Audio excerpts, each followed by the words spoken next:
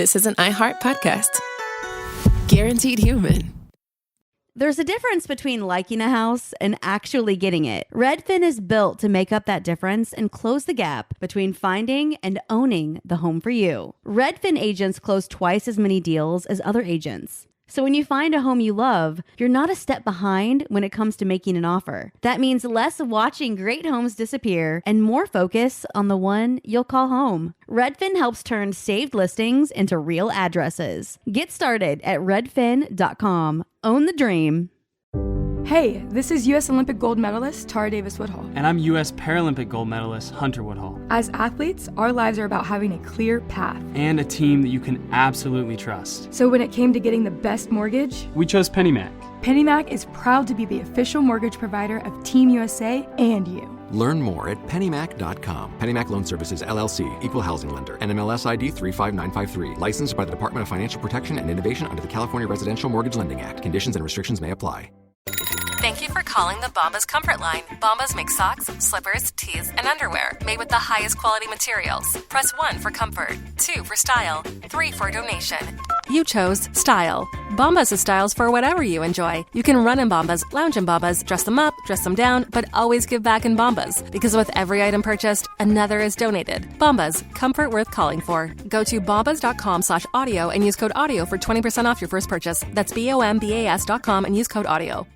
Support for the show comes from Public, the investing platform for those who take it seriously. On Public, you can build a multi-asset portfolio of stocks, bonds, options, crypto, and now generated assets, which allow you to turn any idea into an investable index with AI. It all starts with your prompt. From renewable energy companies with high free cash flow to semiconductor suppliers growing revenue over 20% year over year. You can literally type any prompt and put the AI to work. It screens thousands of stocks, builds a one-of-a-kind index, and lets you backtest it against the S&P 500. Then you can invest in a few clicks. Generated assets are like ETFs with infinite possibilities, completely customizable and based on your thesis, not someone else's. Go to public.com/podcast and earn an uncapped 1% bonus when you transfer your portfolio. That's public.com/podcast. Paid for by Public Investing. Brokerage services by Open to the Public Investing Inc. Member FINRA and SIPC. Advisory services by Public Advisors LLC, SEC registered advisor. Generated assets is an interactive analysis tool. Output is for informational purposes only and is not an investment recommendation or advice. Complete disclosures available at public.com/disclosures. Robert Evans podcast. I don't have any time for an introduction. I have had a critical thought that I think must be analyzed before this episode, and it relates to Africa by Toto. Because in the opening strains of the song, the singer notes that it's going to take a lot to get whoever he's singing the song about away from him, and that there's nothing that 100 men or more could do. But with social isolationing in place, I think we have to assume that whoever is singing the song, Africa by Toto, like whatever character that is in fact isolated from the person that they said they could never be separated from, which leads the question, how many men more than 100 is the COVID-19 epidemic powerful then? This is critical to analyze. Nothing else matters. We're canceling the rest of the episode until we figure this out, Sophie. It's more than 100 men. Clearly. Yeah. Yeah. We're not canceling the episode. This is an episode with DJ Danl. I'm not canceling that. Joy. Okay. Well, I'm going to keep running the numbers on this. But while I do that, Dan, you're a fan of a lot of things, right? You're big into fandoms, all sorts of stuff that you're a fan of. Are you a fan? Fall for this. Are you a fan, Dan, of the war in Afghanistan? Rhyming. Are you in Afghanistan? Get it? Oh my God. Oh my God. Oh my God. That was so good. I'm so proud. Okay. Thank you. I take it back. Jesus. Nice job. Dan? Okay. Well, I mean, I'm a fan of no wars, but, I have a feeling by the end of this, I will be even less a fan of this one. Well, the war in Afghanistan is a real... I think people, it's been going on for so long that now we all just think about it as this, endless, slightly draining and expensive but mostly forgotten disaster that we just can't seem to escape from. And I think we've forgotten what a fucking crazy time the beginning of the war in Afghanistan was. It was one of the dumbest times and places that has ever collided together as a result of what I can only call army grifters. Like, this was a huge part of the early war in like it still is, but now like the grifting is done by giant corporations. But in the early days, when like U.S. troops were first into the country, there were a ton of just random assholes who would roll into Afghanistan with whatever weapons they could manage to smuggle across international borders and just try to do some shit. And we don't talk about them anymore, but it's one of the funnest things that ever happened. And I want to tell you about a couple of these guys before we get to the main subject of our episode. Oh, so please. Yeah. The first one of these beautiful bastards I want to talk about was Gary Brooks Faulkner. Now, Brooks was Gary, I should say, was a Greeley, Colorado native who traveled by boat and a series of overland routes to try to make his way into Afghanistan and single-handedly capture Osama bin Laden. Now, he had to travel on a boat and via smuggling himself across borders because he was trying to get into Afghanistan with a pistol, a knife, night vision goggles, Christian evangelical literature, and a samurai sword that he all brought from home. What? That's his bin Laden kit was a pistol, a knife, night vision goggles. Like, okay, so pistol, yeah, you're going to want you a gun of some sort, right? A knife, practical, you're in the mountains, you're always going to want a knife. Night vision goggles, sure. Christian evangelical literature, okay. That doesn't seem practical, but go off. And then samurai sword, which really I think keys you into what Gary imagined he'd be doing. He just wanted that slung over his shoulder, striding across the back, so that when, the sun was beating down on him and you just saw the silhouette of a weirdo cosplayer coming into this town in Afghanistan, he would have that sword and the silhouette off to the side. Yeah, he imagined like getting into a duel with a couple of Taliban guys, and he had such dreams. Gary did, but unfortunately, Gary never quite made it to Tora Bora to samurai fight the Taliban. No. Instead, he was arrested almost immediately in Pakistan because, So the good news is that, obviously, once the media heard that some guy with a samurai sword had been arrested in Afghanistan after leaving fucking Greeley, Colorado to go kidnap the world's greatest terrorist, it made the news.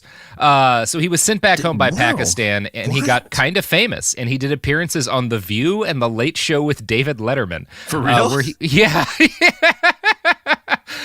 He was described as the Rocky Mountain Rambo, even though he saw no action of any kind and was, in fact, on dialysis the entire time. So, oh, my God.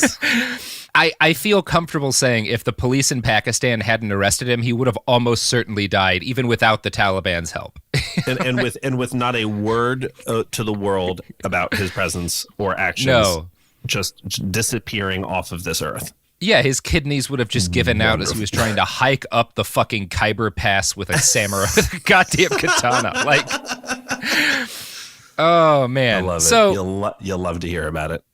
But he obviously, like, all that matters is that he got famous for trying to take on bin Laden with a samurai sword in a time when America was maybe the least rational we've ever been. So everyone loved fucking Gary Faulkner. They were fans. Okay. Yeah. In the time of Millennium, we were okay with a guy with a samurai sword going in to kick bin Laden ass. That was Yeah. Now, during the media tour he did after his arrest, Faulkner revealed that he was an ex-con who'd spent 12 years in jail on a number of larceny and burglary charges. And he kind of brilliantly pivoted off of this to claim that as a skilled thief, he had precisely the kind of talent necessary to track down a terrorist mastermind. This is that not a is crime the way movie, you sell that shit to Hollywood. I mean, most certainly, especially in all these interviews you're doing, it's just like, there I was. But, oh my gosh. The only thing that's missing is a wife who wouldn't give him custody. Like an ex-wife who wouldn't. Like, you add that in and you've got fucking 90 minutes solid. Yes, I love that. Oh my God. Fucking early 2000s Nicolas Cage would have been the right dude to play this character. Oh my Definitely. God. So, I could see a hand flick somewhere in there, just like dismissing somebody. Just yeah. Faulkner's a fun one. He even told, so during his interview with Letterman, Gary Faulkner told that he didn't need to worry about whatever bodyguards Osama bin Laden had because, quote, I'm a thief. which is bulletproof logic. Word. That's it. Yeah, for sure. Okay. Word. Now, the unfortunate coda to the story of Gary Faulkner is that as a felon, he was not able to legally possess a firearm, which became a problem for him when he was arrested for shooting a man in self-defense back home in Colorado. So things didn't work out great in the end for Gary Faulkner. Oh, boy. Now, another beautiful Afghan war grifter was the Syrian-born Matt Meeson, a naturalized U.S. citizen who also attempted to kill Osama bin Laden. In 2005, he got on a plane from Detroit to Syria. Apparently, there just used to be a direct, Detroit to Damascus route, the two big Ds. And he was stopped by authorities when they realized he was traveling with $13,000 in cash, a taser, bullets, pepper spray, body armor, and 3 Geiger counters. 3? I love the bullets because he's like, I'm going to be able to find, with all this cash, I'll be able to buy a gun when I hit Syria, but I better bring my own ammo. Yeah, and I better bring 3 Geiger counters. Now, he had a reason for that. I mean, okay, fair. Oh my gosh. He claimed that his cover was that he was a private investigator studying the illegal uranium trade, and he was going to use the Geiger counters to help him lure in illegal uranium buyers or something like that. It never really made much sense. This is truly, I mean, yeah, great. All these guys are heroes. Yeah. Speaking of heroes, former British Special Air Service soldier Colin Berry was the smartest of all these grifters, except for the guy we're about to talk about. He traveled to Afghanistan under the cover of working on housing projects for an engineering firm. And this seems to have been as a way to hide his activities trying to provide intel for MI6, who he claims approached him for aid and may in fact have done so. In any case, Berry's time as a secret agent in Afghanistan came to an end when he shot 2 random Afghan citizens to death in a hotel bar in Kabul. He was jailed for murder. Now, that little bit about the story where it's like this guy with no evidence claims he was working for MI6 and maybe he was. All of these guys make claims to having worked for like MI6 or the CIA or the Defense Department or something like that. And almost all of them actually did to some extent. Wow. Because okay. Here's the thing about the start of the war in Afghanistan. So number one, by the time we invaded in Afghanistan, the State Department had about $340 million in bounties out for the top 30 terrorism suspects worldwide. So there were tens of millions of dollars out for dudes who could capture Al-Qaeda motherfuckers or Taliban motherfuckers. Right. And sure. Tens of millions of these bounties were paid off. So there was that kind of money going out. But there was also the militaries of multiple nations were active in Afghanistan, and none of them knew a goddamn thing about Afghanistan. So anyone who could come in and make a good pitch about how they could gather useful intel or do something else that was necessary had a real good chance of making tens of millions of dollars. Because again, the coalition was just shitting cash into the open mouths of anyone who could credibly claim to be fighting terrorism. And no one knew anything. It was a Wild West at that point, right? In terms of the counterterrorism industry. So you could just roll into country, and if you looked right and talked right, you could suddenly have fucking CIA dollars flowing down your fucking mouth. It was a fun time. It sounds like a fun time. Yeah. So Wow. for a few years, Afghanistan was a grifter paradise, and no one exploited it more entertainingly than Jack Idema. Jonathan Keith Idema was born in 1956 in Poughkeepsie, New York. His parents were upper middle class and doting, and Jonathan was their only son. His father was a former Marine and a veteran of the Second World War.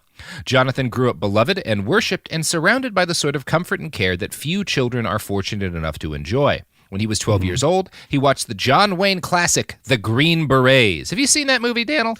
I actually have not seen the Green Berets. Side But tell me about it. note, can I put in a request to the fans? If anybody wants to remix Gangster's Paradise by Coolio and do Grifter's Paradise, please There add we us go. on Twitter. Thank you. Yeah. Make it Continue. happen. Also, shout out the city of Poughkeepsie. I'm familiar. I've heard of Poughkeepsie, but Poughkeepsie. Oh, is Poughkeepsie? a little, I don't...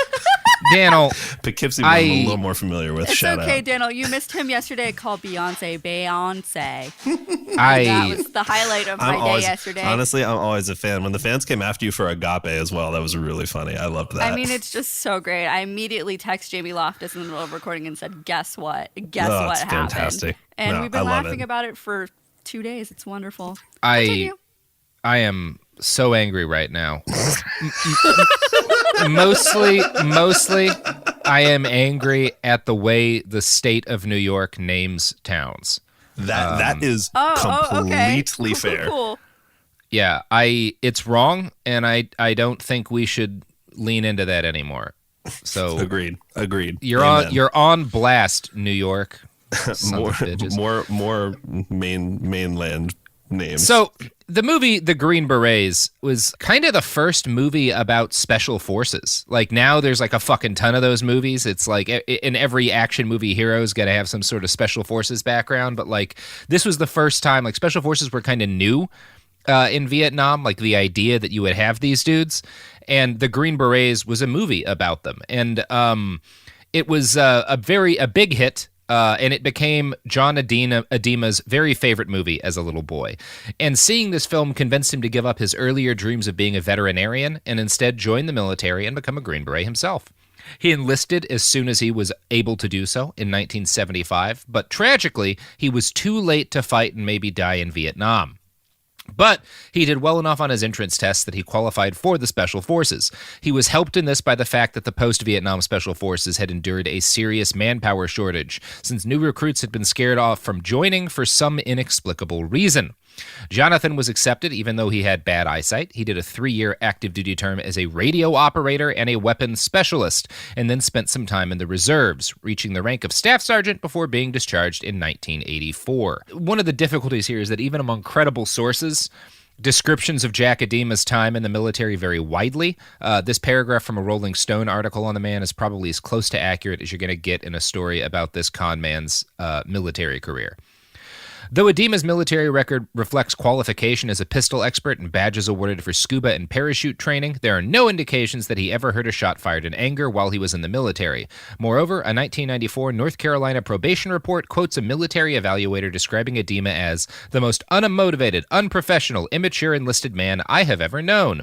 And a letter of reprimand cited Idema's gross immaturity characterized by irrationality and a tendency towards violence. The reprimand came after Idema attempted to attack a senior commanding officer.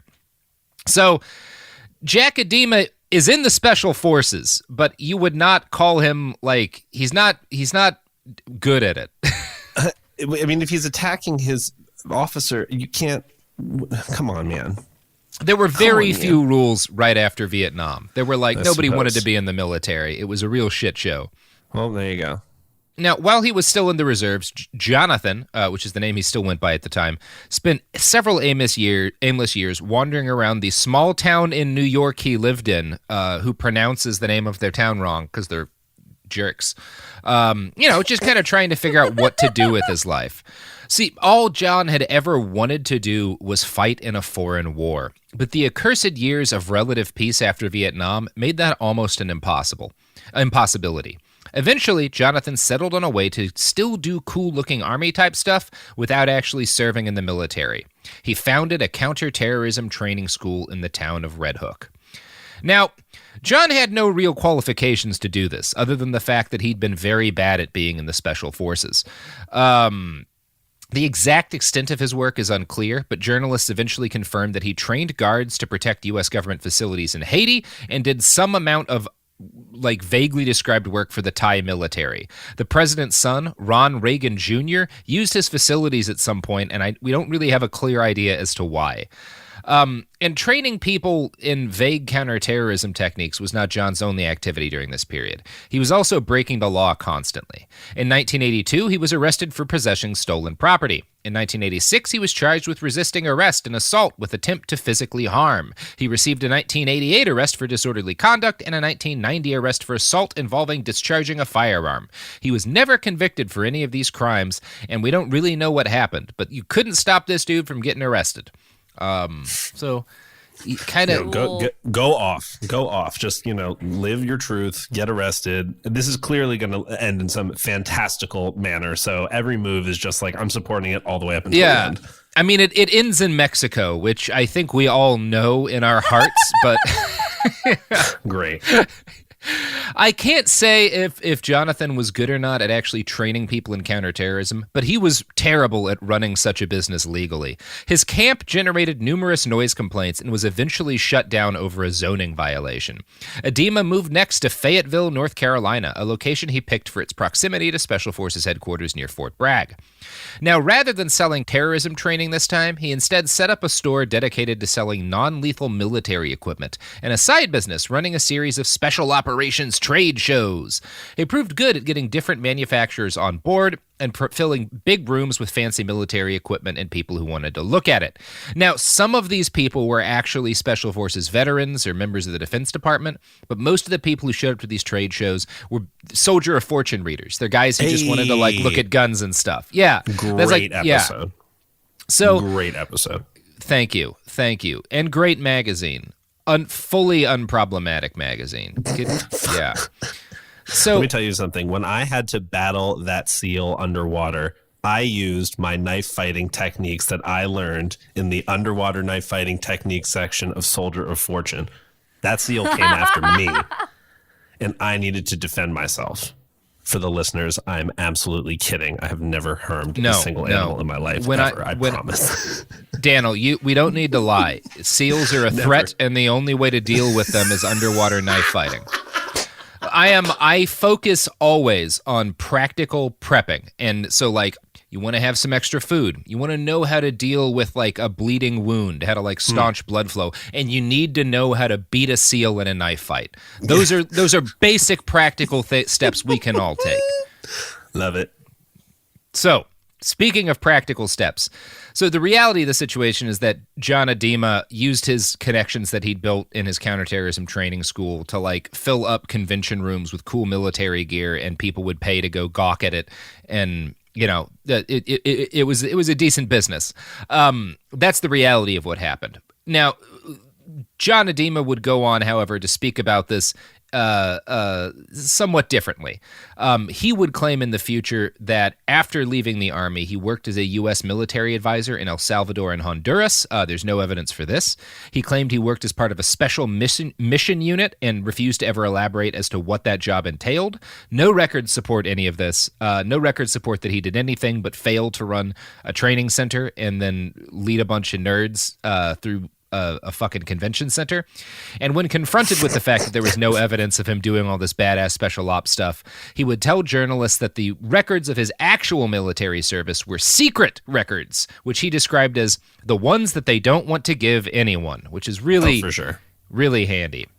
So the trade shows that John ran generated enough interest from legitimate experts that Idema eventually met up with a subcontractor who was able to get him a real job training real cops in the former Soviet Republic of Lithuania, who we all know is the king of doing a good background check on a guy. That's what I hear.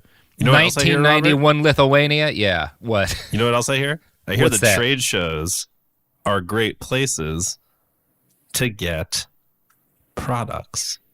I can't tell what you're possibly trying to lead me into here, Danl. Dan, do they also have possibly services?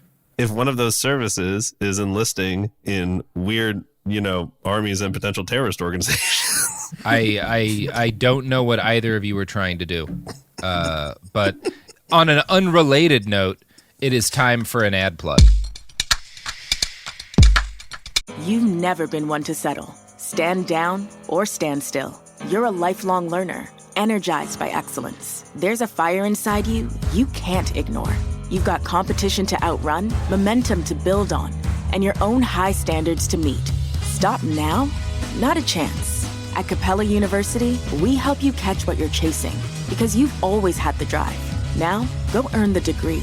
Capella University. What can't you do? Visit capella.edu to learn more. Now I'd like to introduce you to Meaningful Beauty, the famed skincare brand created by iconic supermodel Cindy Crawford. It's her secret to absolutely gorgeous skin. Meaningful Beauty makes powerful and effective skincare simple, and it's loved by millions of women. It's formulated for all ages and all skin tones and types, and it's designed to work as a complete skincare system, leaving your skin feeling soft, smooth, and nourished. I recommend starting with Cindy's full regimen, which contains all 5 of her best-selling products, including the amazing youth-activating melanin Melon Serum. This next-generation serum has the power of melon leaf stem cell technology. It's melon leaf stem cells encapsulated for freshness and released onto the skin to support a visible reduction in the appearance of wrinkles. With thousands of glowing 5-star reviews, why not give it a try? Subscribe today and you can get the amazing Meaningful Beauty system for just $49.95. That includes our introductory 5-piece system, free gifts, free shipping, and a 60-day money-back guarantee. All of that available at meaningfulbeauty.com.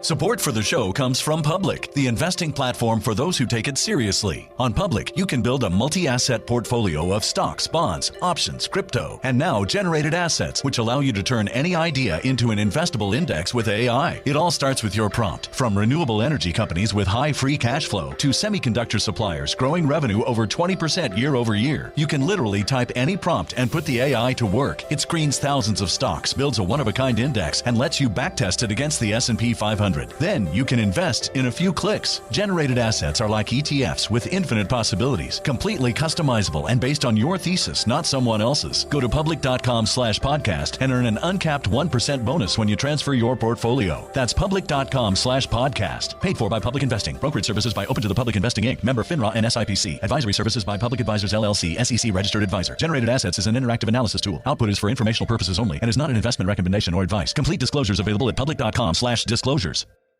This is Jacob Goldstein from What's Your Problem? Business software is expensive, and when you buy software from lots of different companies, it's not only expensive, it gets confusing, slow to use, hard to integrate. Odoo solves that because all Odoo software is connected on a single affordable platform. Save money without missing out on the features you need. Odoo has no hidden costs and no limit on features or data. Odoo has over 60 apps available for any needs your business might have, all at no additional charge. Everything from websites to sales to inventory to accounting, all linked and talking to each other. Check out Odoo at odoo.com. That's odoo.com. We're back, and we're on the internet. And now we're going to talk about motherfucking Jack Idema some more. So he manages to kind of leverage his various experiences into a job training cops in the former Soviet Republic of Lithuania. So he rolls there in 1991, right after the USSR ends. And the reality seems to be that he spent a brief period of time teaching cops in a very poor nation dealing with the collapse of its previous government.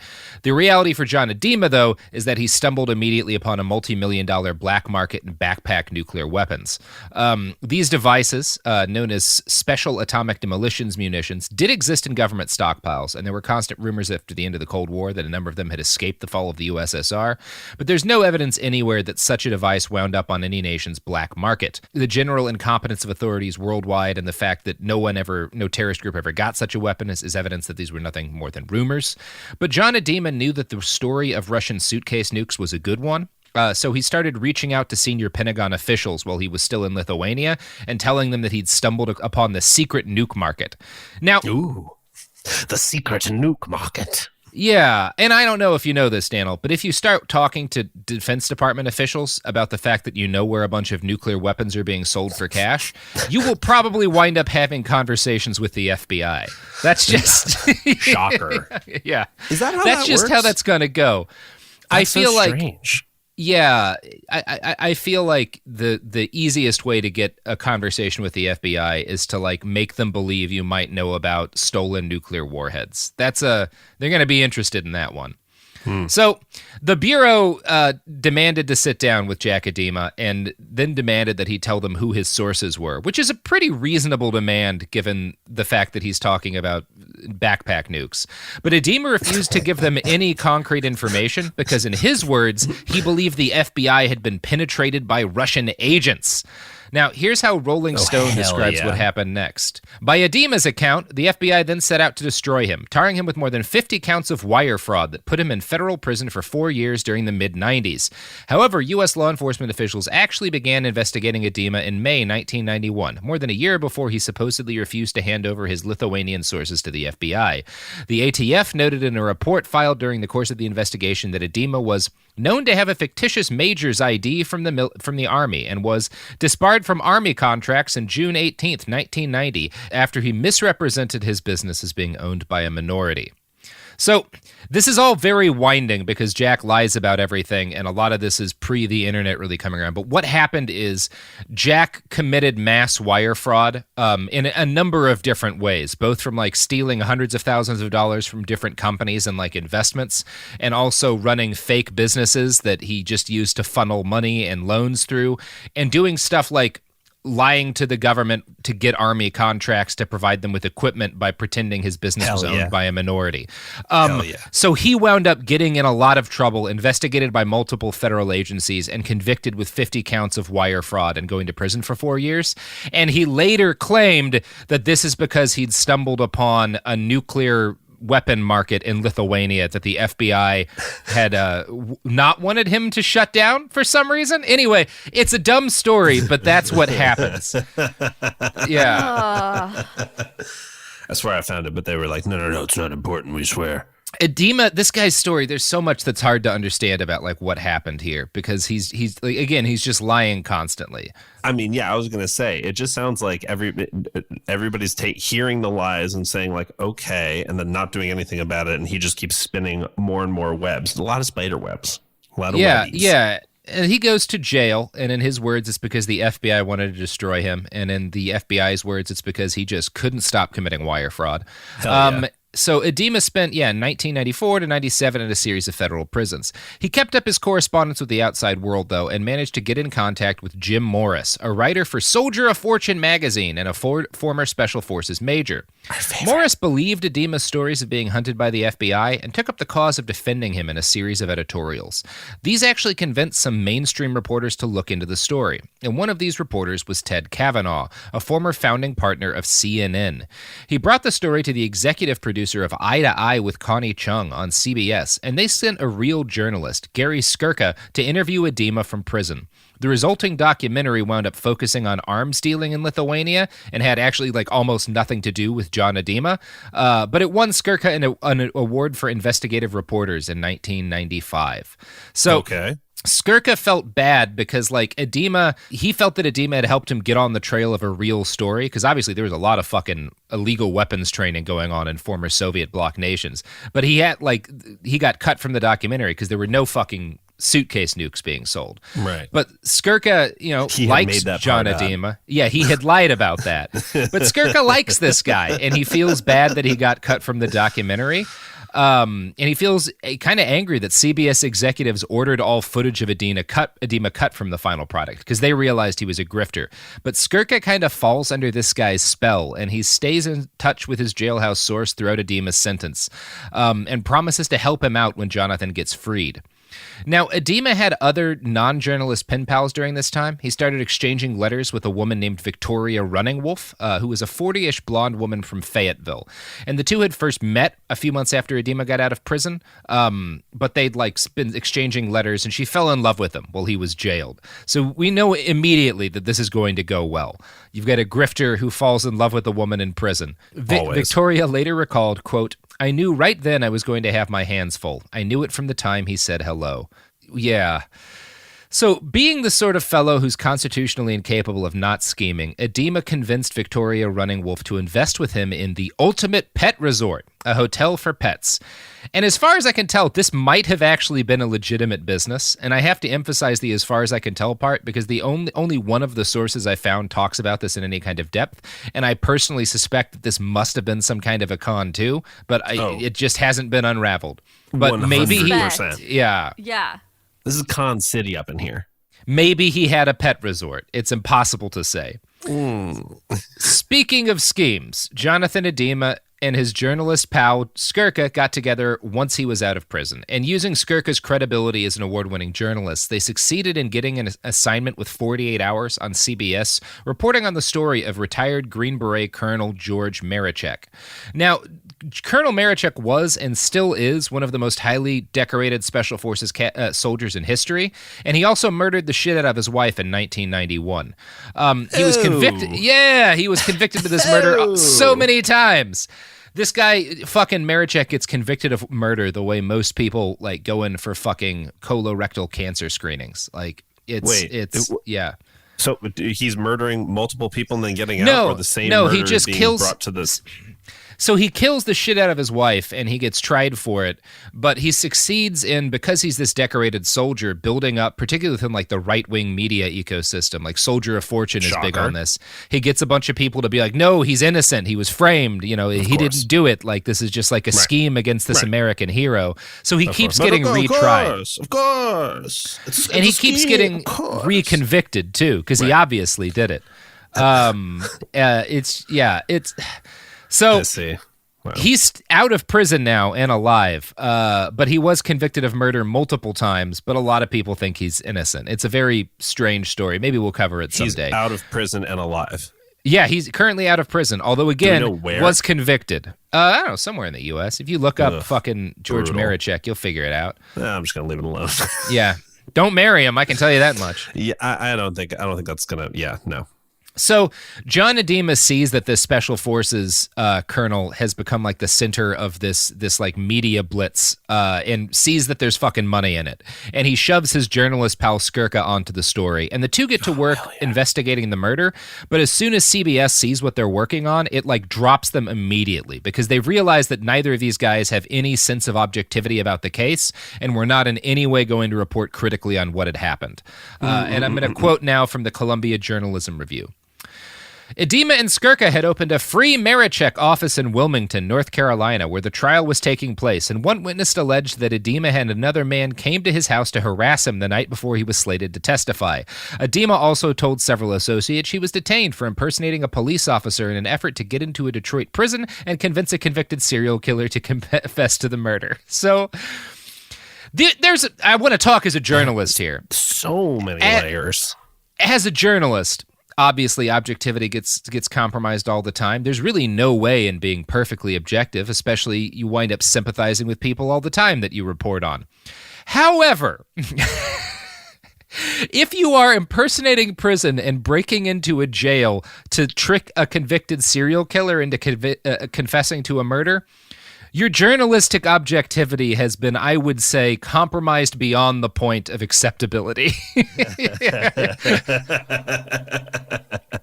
Amen to that. That's we all have a different line as reporters, but I think that crosses everyone's line. I would agree. I'm not a reporter myself, but I agree with you. Yeah. So Skirka and Idema, now that CBS has been like, ooh, no, we don't want any of this, form a news website of their own, Point Blank News, and start publishing an investigation there. And it might have been good work. They won a National Press Club award for their coverage, and I have no idea what they actually wrote about. It's impossible for me to actually analyze this coverage, but they won a fucking award for it. So maybe what they did was good. I don't know. My gut is saying that Skirka was a good reporter who just got conned by this guy, and he might have actually put up some good work about the case. But it's really fucking hard to say.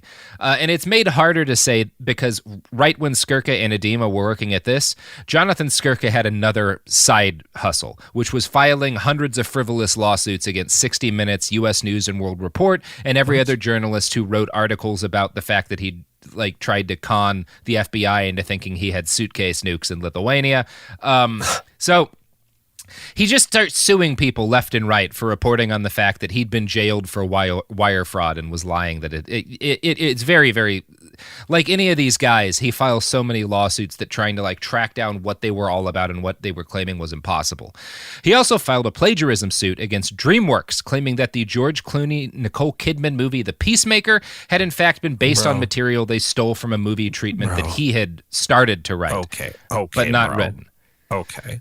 I just want the Behind the Bastards fans to know that there's been a solid 30 seconds of just me shaking my head at these foolish, frivolous actions and lawsuits because this is just... Yeah, and he's right now we would never have written a story about this guy if this was all he did, because right now it's just mostly tricking this one journalist into thinking he had something to say and filing a bunch of bullshit lawsuits and go to jail for wire fraud. And this is kind of the state of affairs with Jonathan Idema as it existed on September 11th, 2001. Are you aware of that date, Danl? Yes, I am, Robert. I am aware of that date. Yeah, it was several days before the release of Big Trouble, the Tim Allen film that changed America. I think we can all say that after Big Trouble came out, nothing was ever the same. I'm tempted to agree. Yeah. Now, you may not be aware of this, but there was also a terrorist attack on New York that same day, and it was pretty significant too. Yeah. And John Idema was he really was hit hard by the towers falling and by all those planes being as he would later say, they blew up the fucking World Trade Center and my whole life changed. I'm a fucking New Yorker. I'm going to kill every goddamn one of them until I drop dead. Now, the them that he was talking about in that interview was Al-Qaeda, but also less specifically any Afghan people he could possibly get his hands on. And his wife, Victoria Running Wolf, was totally supportive of this, later telling a journalist, "A lot of us put yellow ribbons on our cars or flags on our houses. My husband decided to go over to Afghanistan and hunt the bad guys," which is one way to describe what John Idema did. Bless her heart. Yeah. Bless her heart. It's weird. The only things you find about her are her being utterly supportive of him and then her disappearing completely from his life. Oh, God. And there's a story that's not great. Yeah. Isn't that the dentist system? And just it's just you get really close, you connect, and then you just disappear entirely. That's the secret. That's the move right there. He disappeared to Afghanistan repeatedly. Yeah. So before he went to Afghanistan, though, Jonathan Idema decided to get on TV and start establishing his bona fides as a terrorism expert. Now, nowadays, every fucking TV channel has countless terrorism experts. There's more terrorism experts in the world than there are fucking terrorists right now. But in the immediate wake of 9/11, which was, again, the release of Big Trouble, the Tim Allen movie, terrorism was something that Americans suddenly cared an awful lot about, possibly because the movie Big Trouble focused on a Russian suitcase nuke getting out into the hands of some terrorists who get it on a hijacked plane. There's a CIA plot in the movie Big Trouble based on the Dave Barry book Big Trouble, and people need to know about it, Danl. Oh, Robert. So the thread is so long. It is long and that's how you know it's true. So John Idema, 9/11 happens, and Idema's like, all right, I got to get on TV. Terrorism is going to be like the big thing for the next forever, and I've got to establish myself early as a TV expert because there's going to be some fucking money in that. And he is not wrong on this. And on September 12th, 2001, Idema showed up as a guest on a local Los Angeles Fox News affiliate, described as a counterterrorism advisor. He told audiences that he'd come across evidence that... Yeah. He told audiences that he'd come across evidence that 3 Canadian airliners had also been hijacked by Al-Qaeda, along with a total of 4 American planes. Now, this was bullshit, but nobody was really fact-checking it all on 9/12, so it played well in the immediate wake of fear and terror after the attacks and the release of Big Trouble. Now, while he was doing media appearances, John Idema also reached out to his old friend Skirka. He informed him that he was headed over to Afghanistan straight away, not to kill a bunch of people, but to perform vaguely defined humanitarian aid work. He told Skirka that he had set up a deal with an NGO called Knightsbridge International, which was run by a veteran named Ed Artist and focused on delivering aid to the most dangerous places on Earth. So this was on its surface a good story, is this former Green Beret wants to have his journalist friend come with him to Afghanistan to help this NGO made up of veterans deliver aid to Afghanistan. As a fucking journalist, that's a great tale. So Skirka pitches this. Yeah. Good story. Yeah. Yeah. So Skirka pitches this to National Geographic's TV division. And Skirka claims that he told them that Idema was a convicted felon and that the two were friends, and Nat Geo decided that the story was still worth doing. Now, so they approve this, and he gets funding to do it. So they're going to fucking Afghanistan. Let's do it. Now, it was not easy to get into Afghanistan in late 2001. Skirka and Idema had to charter a plane with a group of other aid workers and reporters from Tajikistan to Kabul in late 2001. And I found a really fun article on Time by Kirk Spitzer, who's a veteran war correspondent and was on that flight. And here's what he has to say about John Idema's behavior during the trip over to Afghanistan. Oh, let's get it. The plane blew a tire on takeoff from the Dushanbe airport and was not replaced until late in the day. It was agreed that rather than risk flying over the 20,000-foot Hindu Kush at night in midwinter with a dodgy pilot and a plane with no instruments, we should wait until the next day. But among the passengers was a group of displaced Afghans frantic to get home, who angrily demanded that we take off right away. Idema, who was also a passenger and was dressed in his customary paramilitary gear and dark sunglasses, poured fuel on the fire by shouting that he knew the codes at the Bagram airfield. He said that once we were over the runway, he could radio down to the control tower to get American troops to turn on the lights. This was pure fantasy, of course. There were no codes. There was no way to communicate with American troops from a broken-down Russian-built cargo plane, and American ground controllers certainly would not turn on the lights for an unidentified plane that happened to show up in the middle of a war zone. If that plane took off that afternoon, everybody on board was going to die, including Idema.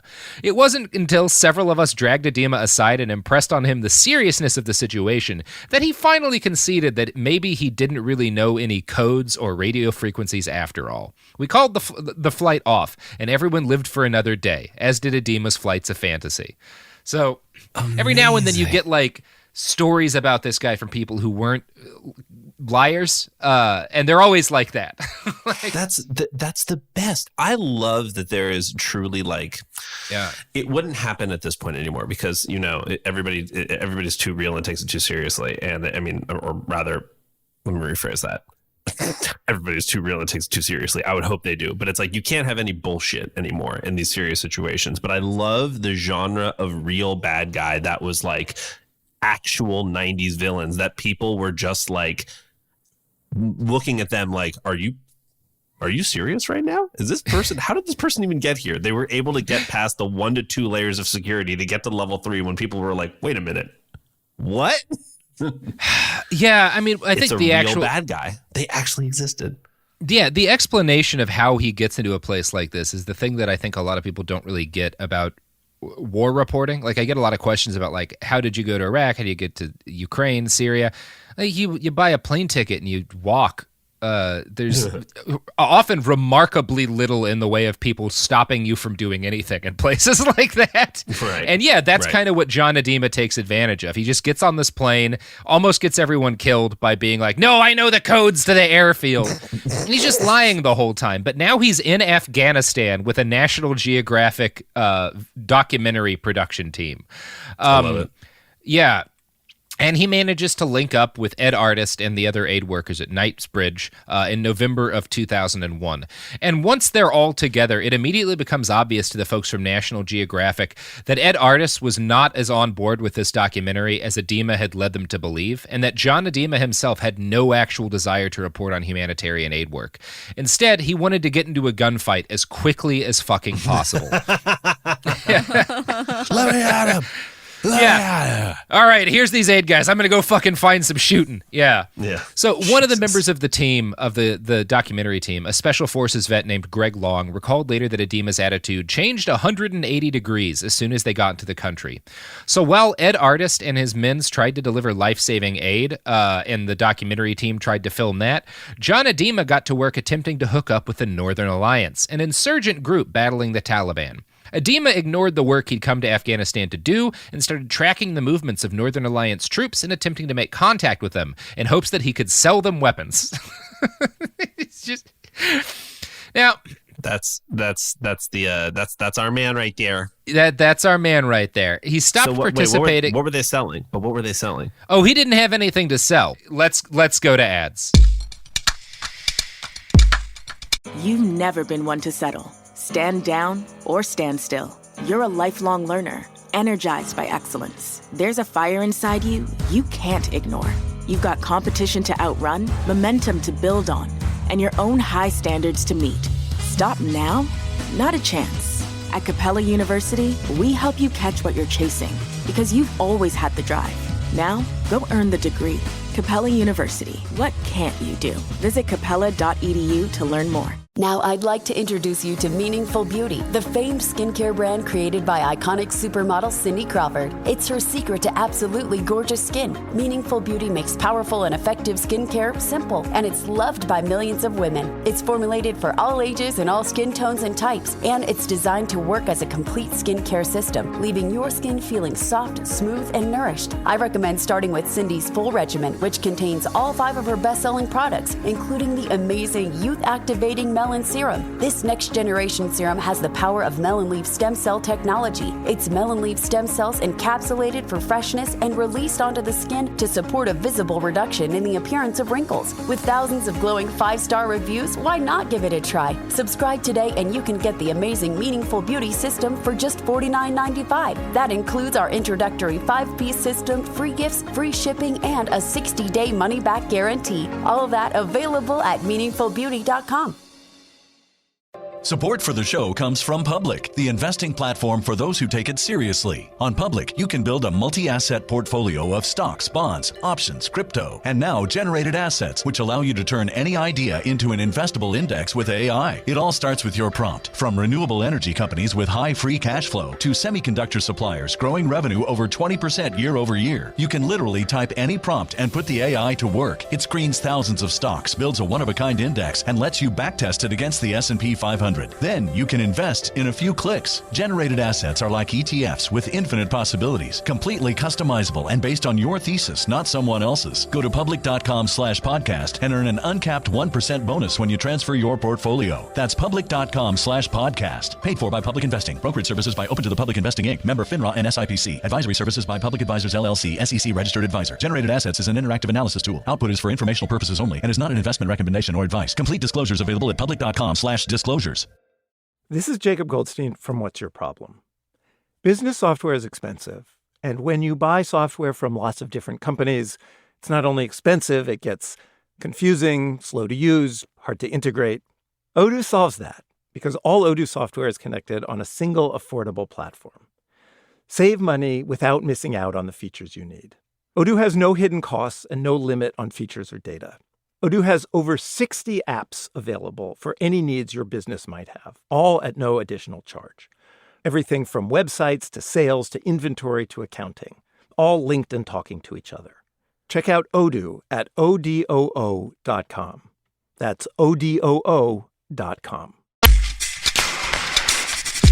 We're back from ads, and in the break, Danl had to take an important phone call, and I found that the iron bars I ordered had finally arrived. Yay, so everyone's having a good day. I pet Anderson Top shelf. during break, and now she's happy.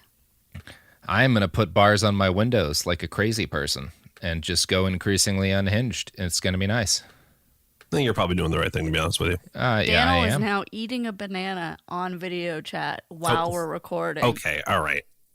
First of all, got to keep Danl's eating a banana. Speaking of bananas, I love God that. damn it, Dan. Speaking so of good. bananas, let's talk about John Idema. So, hell yeah. Yeah. Bananas. Yeah. Well, Ed Artis, who is again that veteran running Knightsbridge, the aid organization, and his men delivered life-saving aid. Idema attempted to sell weapons to a militant group in Afghanistan. He stopped participating in any sort of discussions about the actual documentary that he'd gone here to make, and stopped doing anything at all to help with the humanitarian aid that ostensibly traveled to Afghanistan to deliver. I mean, yeah, he's attempting to sell weapons. That's, yes, there you go. Literally the opposite of delivering humanitarian aid. Now, the fact that Idema had changed plans completely and was now getting involved with the actual fighting, of course, endangered all of the NGO workers he was traveling with. Artis would later tell a reporter, "He's the dumbest fuck I ever met." Artis also...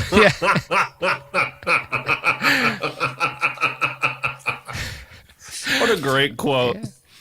Artis also recalled that immediately after arriving in country, in order to film a documentary about providing humanitarian aid to the people of Afghanistan, John Idema announced his desire to, quote, "kill every fucking Afghan I see." Now, come on, man. I'm not an expert at providing humanitarian aid, Danl. You know, that's not really my bag. Sure. But I think that's poor form. That's not how really it goes down. That's not really involved. The killing part is not part of the no. For example, when I volunteer at soup kitchens to provide food for the homeless, I don't talk about the secret island where I and other millionaires hunt homeless people for sport. You know, we do it, but you don't talk about it when you're trying to provide humanitarian aid. It's rude. Of course, bro. No. Now, same. Totally. Yeah. All of it. Now, yes. Yeah. Now, next, according from New York Magazine, quote, Idema was more than simply obsessed with the Afghan War. He was, as other journalists on scene have recounted, absurdly keen to capture dramatic war footage, even if it meant fudging the record of events. On November 11th, Idema and his 3 companions, Skirka, Long, and the cameraman, were scouting for war footage on a hill near the Taliban front lines. Idema left the group, again hoping to find Northern Alliance troops to hang out with. In the meantime, Idema's entourage, which had met up with reporter Tim Friend, who was then with USA Today, and a freelance TV journalist named Kevin Seitz, started drawing fire from the Taliban. Skirka got hit with shrapnel in his right leg. As the group helped Skirka down the hill and set about dressing his wound, Skirka's cameraman was capturing the scene on film. And this was when Idema returned, trailing clouds of camera-ready military glory. Just when we finished dressing Skirka's leg, Keith runs up screaming, Friend recalls. He rips off the bandages and redresses the wounds. Basically, he was acting in front of the camera. So fucking his friend gets shot in Afghanistan, and like while they're dressing the wounds, he runs up from trying to befriend the Northern Alliance and sells them guns, tears off the combat dressings and reapplies them so he can be caught on camera helping his friend. Fantastic. It's awesome. That's awesome. The best. That's just the best. Skirka also, had to head just home. As a side note, I just want to throw this out there. The smartest person in this whole group that I've heard so far is Skirka's cameraman. Oh, yeah. We do not have this person's name. No. This person has very cleverly omitted themselves from the recounting of all of this, only in the way that they have all of the footage and none of the notoriety. It's perfect. Well done to the cameraman. There has to have been a moment where he was like, in that all, maybe when he watched his boss like have a wound ripped open by Jack Idema so that he could, you know what? I think I'm pulling my name from this. I'm out. I don't need this one on the roll. Yeah, I'm out. Skirka had to head home to recover, and horrified at the fact that he'd been traveling with a con man, artists contacted him and National Geographic to withdraw his consent to have any of their footage used if John Idema were in any of it. So Skirka had to cut together a documentary that cut his friend John Idema out of it entirely, which of course pissed off John Idema. He'd gone to Afghanistan to build a name for himself as a globe-trotting heroic terrorism expert, and the fact that he'd been cut out of the feature entirely severely hampered his exploits. To make matters worse, now that National Geographic was out of the picture, John Idema had no one to record him. So, he did what all good con men do. He pivoted. And I'm going to read again from New York Magazine. He began calling himself Jack and telling journalists that he was working as an advisor to Northern Alliance troops. He also described himself as a Green Beret and claimed he was helping special forces round up Taliban and al-Qaeda suspects. Back in New York, Ted Kavanaugh, the TV producer who had originally put Skirka onto Idema's Lithuania story, set him up with an appearance on the Barry Farber Show, a syndicated conservative talk radio program. Before long, Idema was turning up regularly via satellite telephone on American television. He would occasionally call himself a Green Beret, clearly implying he was on active duty, and sometimes he would claim, falsely, to be working for Partners International, which, like Knightsbridge, had severed all ties with Idema. These were the 2 groups he went there to film. Mainly, though, he mischaracterized himself in tellingly vague terms, even as he boasted about his high-octane military credentials. "You must be held in high regard," he told Fox News host Linda Vester via satellite phone on November 2001, "because I think you're the only person ever to get an interview with a Special Forces qualified guy inside this country." So, You see what happens there is he loses his access to the legitimate journalists he traveled there with because he fucks everything up for them. And he just starts reaching out to reporters and basically saying, hey, you know how everyone who's actually doing anything is too busy to talk to journalists on the phone from the middle of Afghanistan? I got all the time in the fucking world, baby. And I will pretend that I'm still in special forces if you will put me on TV. And that's what he fucking does. God damn. Yeah. Now, people who actually knew Jack Idema and knew that he was full of shit attempted to warn the government that there was actually a scammer in Afghanistan passing himself off as a military expert and doing God knows what to further his unclear but definitely shifty goals.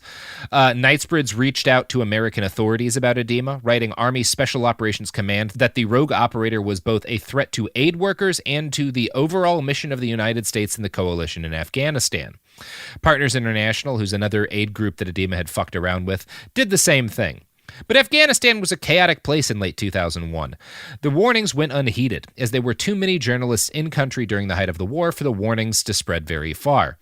Jack also repeatedly sued Ed Artist and Knightsbridge International, locking the aid worker and his charity in a series of interminable lawsuits and distracting them from actually saving lives. But Idema never got distracted. He was in Afghanistan to grift reporters, and whoever else he could find, and that is exactly what he did. There are numerous stories of Idema during this period. The reporters who were savvy enough to catch on to his bullshit early started calling him by the very appropriate nickname, Jack Shit. Yeah, that's good. That's good. Good. Now, got him. Kim Singh Putta, Paul Lashmar, and Nick Mio are journalists who were reporting in Afghanistan for The Independent during this period of time, and I want to close this first episode with one of their recollections about a particularly fine Jack Idema caper.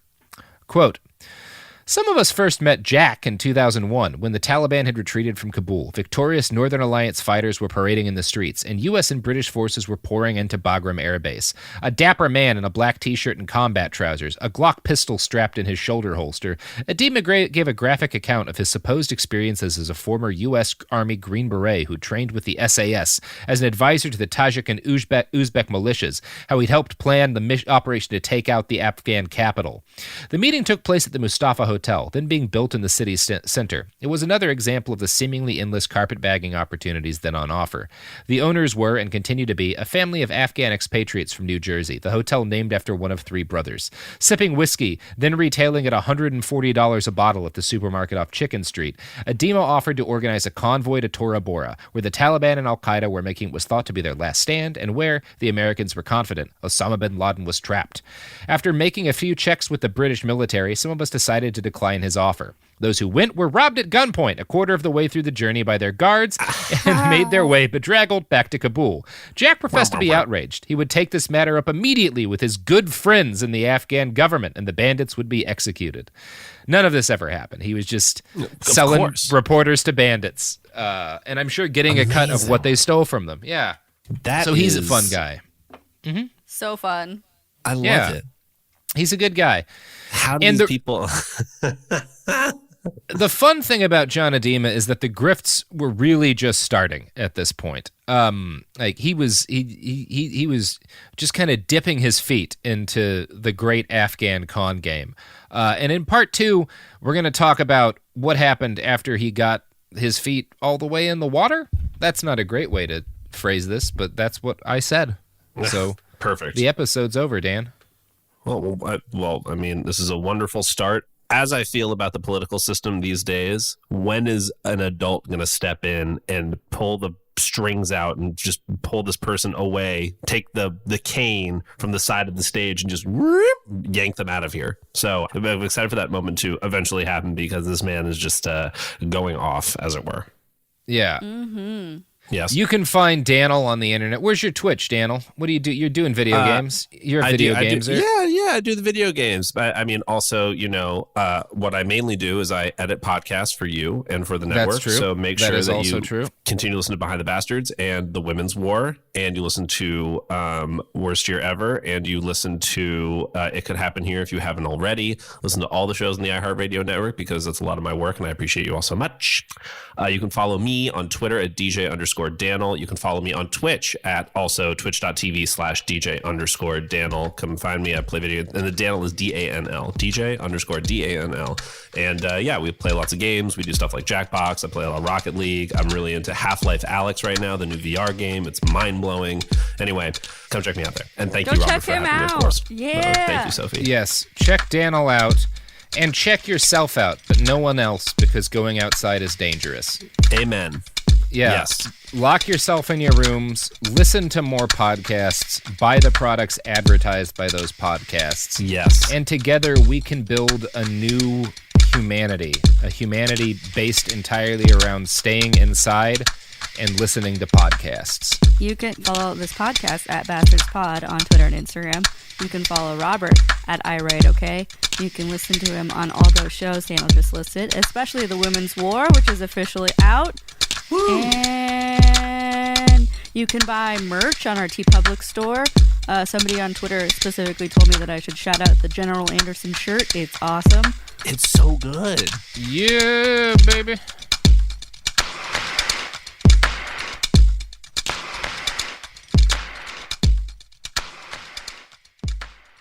You're listening to a podcast, so you're doing something else too, like maybe scrolling home listings on Redfin, saving places you like without thinking you'll get them, because that's what house hunting has become. But Redfin isn't built for endless browsing. It's built to help you find and own a home. Redfin agents close twice as many deals as other agents, which means when you find a place you love, you've got a real shot at getting it. Redfin helps turn saved listings into real addresses. Get started at redfin.com. Own the dream.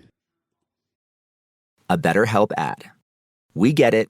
February is full of flowers, candy, and, of course, lots of talk about relationships. It can feel like everyone else has it all together in their love lives. But the truth is, we're all still figuring it out.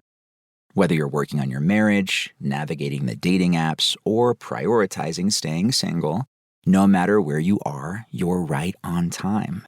Therapy can help you find your way and take some of the pressure off yourself so you can determine what you want, what feels heavy, and how you can feel lighter.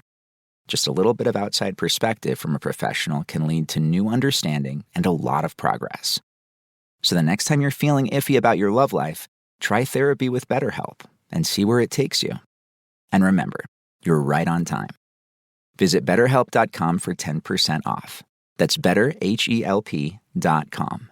This is Jacob Goldstein from What's Your Problem?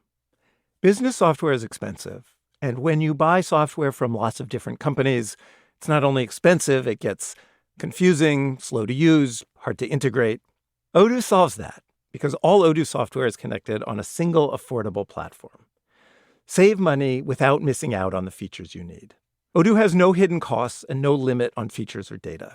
Odoo has over 60 apps available for any needs your business might have, all at no additional charge.